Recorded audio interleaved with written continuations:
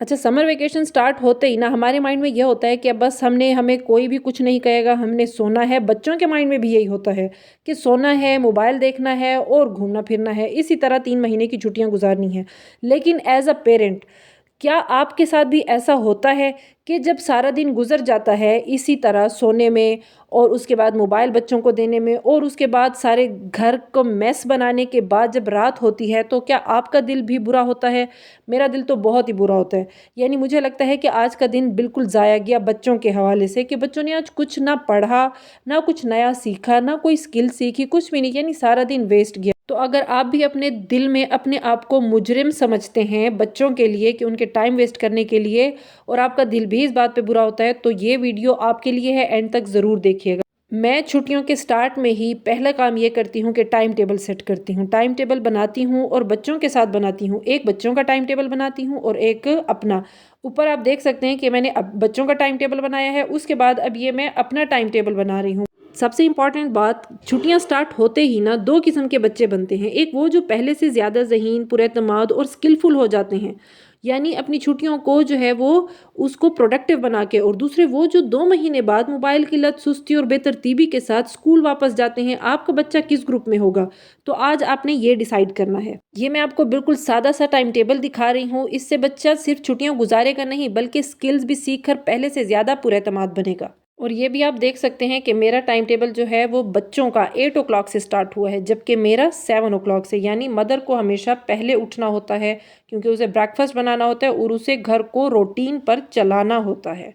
तो मेरा जो है पहला स्टार्ट किधर से होता है कि नाश्ता, नाश्ते के बाद फ़ौरन जो है वो कुरान की तिलावत होती है। यानी आप अगर सुबह उठ चुके हो 7 ओ क्लॉक, आपके पास फिर भी टाइम होता है, यानी 5 ओ क्लॉक जो है वो नमाज वगैरह हो जाती है, तो 2 घंटे होते हैं। अगर आप दोबारा सोना भी चाहें ना, मदर के लिए मैं बात कर रही हूँ, तो वो 2 घंटे होते हैं। आप 7 ओ क्लॉक तक आराम से सो सकती हैं। उसके बाद 7 ओ क्लॉक उठ के आप बच्चों के लिए ब्रेकफास्ट बनाएं। आप अगर 7 ओ क्लॉक भी उठती हैं ना, तो मैं कहती हूँ आधा मैदान तो आपने यहीं मार लिया, क्योंकि जब आप दिन को अपने टाइम पर स्टार्ट करते हो, अर्ली स्टार्ट करते हो ना, तो सुबह के वक्त में अल्लाह ने कोई ऐसी बरकत रखी हुई है ना कि आप सारे काम कर लेते हो।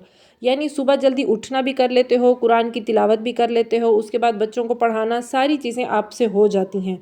मैं क्या करती हूँ कि बच्चों के कुरान की तिलावत के बाद जो है उसके बाद मैं इनको घर बहुत ही कम टाइम देती हूँ, क्योंकि बच्चों को जो है वो छुट्टियों का ये मतलब भी नहीं है कि आपने बच्चों पे थोपना है, बच्चों को बिल्कुल रोबोट की तरह चलाना है कि नहीं भाई अब ये स्टडी टाइम है, फिर इसके बाद जो है घर में पढ़ना है, फिर मस्जिद जाना है तिलावत के लिए, कुरान के लिए पढ़ने के लिए, कायदे के लिए, और उसके बाद जो है फिर एकेडमी जाना है, फिर उसके बाद कारी से अपने आना है। तो छुट्टियों के एंड तक रात तक बच्चा एक तो थक जाता है, और जब आपकी छुट्टियां ख़त्म होंगी तो बच्चा चिड़चिड़ा हो जाएगा। यानी बच्चे को बहुत ज़्यादा ओवर स्ट्रेस भी नहीं करना और बच्चे को बिल्कुल फ्री भी नहीं छोड़ना।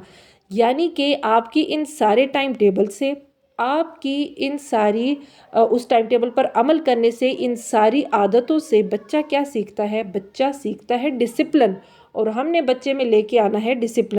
ब्रेकफास्ट, उसके बाद तिलावत, उसके बाद स्टडी। 10 ओ क्लॉक तक ये सब पूरा हो जाता है और उसके बाद इनका बच्चों का आ जाता है एक्टिविटी टाइम। तो कोशिश होती है मेरी कि बच्चे इस तरह की गेम्स वगैरह करें। ये सब करके सिर्फ चंद हफ्तों में बच्चे में एतमाद, नज़्म ज़ब्त और सीखने का शौक़ जो है वो बढ़ जाएगा।